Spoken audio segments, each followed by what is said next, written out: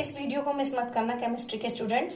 ये बहुत important reaction है आपके लिए, एल्डोल कंडेंसेशन। आइए समझते हैं कंडीशन क्या चाहिए एल्डोल कंडेंसेशन के लिए। एल्डिहाइड और कीटोन चाहिए जिनमें एटलीस्ट 1 अल्फा हाइड्रोजन हो और डाइल्यूट एल्कली चाहिए, या तो NaOH ले लो या KOH ले लो।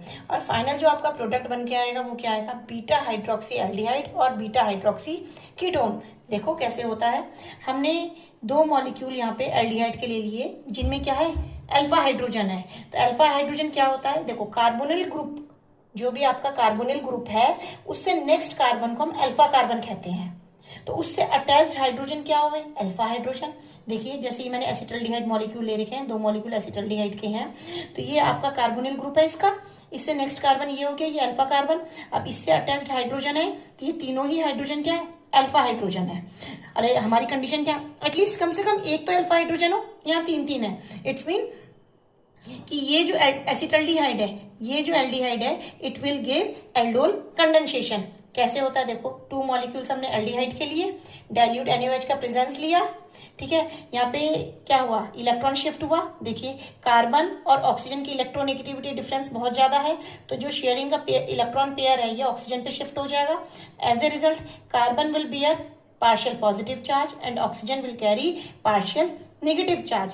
और यहाँ से देखो मैं मैकेनिज्म नहीं समझा रही हूँ, अभी आपको वो मेथड बता रही हूँ कि जिससे आपको एग्जाम में रिएक्शन इजीली याद रहे, एग्जाम में इजीली आप लिख सको कि हमें कैसे प्रोडक्ट बनाना है।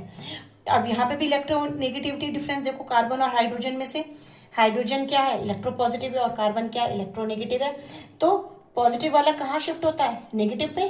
पता है ना, oxygen is more electronegativity, oxygen की इलेक्ट्रोनेगेटिविटी ज्यादा है, तो it will be a partial negative charge.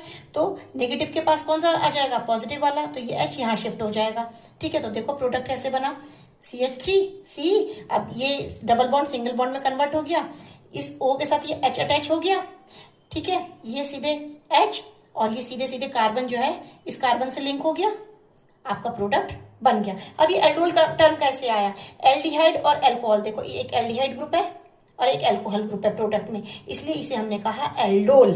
इसे हमने क्या कहा, एल्डोल। तो क्या बना, बीटा। देखो अब ये बीटा कार्बन हो गया, कार्बोनिल ग्रुप का नेक्स्ट अल्फा, उसके नेक्स्ट बीटा, तो ये क्या बना, बीटा हाइड्रोक्सी ब्यूटेनल।